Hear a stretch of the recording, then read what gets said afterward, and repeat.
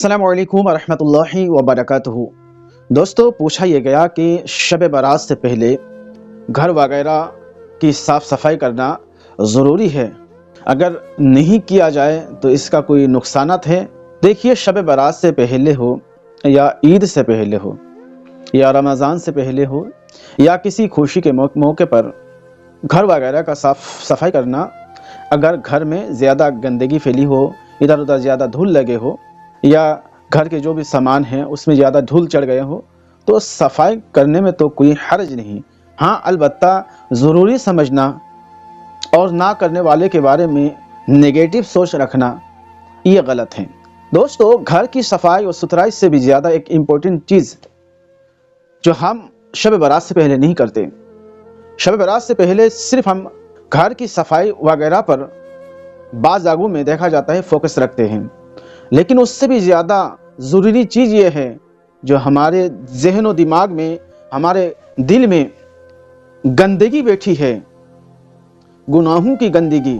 گناہ کرنے کی سوچ، یہ سارے کے سارے چیزوں کو ہمیں توبہ کی پانی سے دھونا ہے، توبہ سے صاف کرنا ہے۔ ماں باپ کی نافرمانی کا گناہ،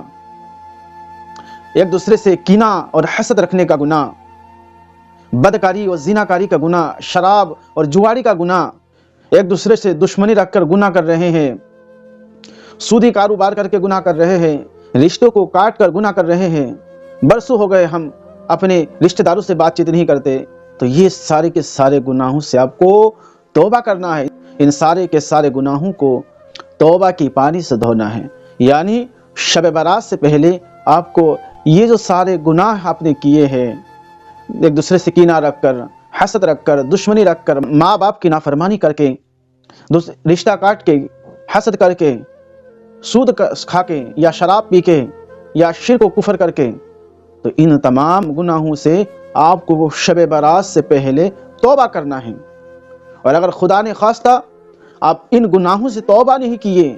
صرف گھر کی صفائی و ستھرائی پر فوکس کیے، تو سمجھ لیجئے وہ جو انعام والی رات ہے، اس رات میں بھی آپ کی بخشش نہیں ہوگا۔ صفائی ستھرائی گھر کے نہیں کرنے سے بھی آپ کا کچھ بگڑنے والا نہیں ہے، لیکن اگر شب برات سے پہلے ان تمام گناہوں سے آپ نے توبہ نہیں کیے، تو سمجھ لیجئے وہ انعام والی رات، شب برات پا کر بھی، جس رات میں اللہ تعالیٰ اپنے سارے بندوں کی مغفرت کر دیتا ہے، جو اس سے مغفرت چاہتا ہے،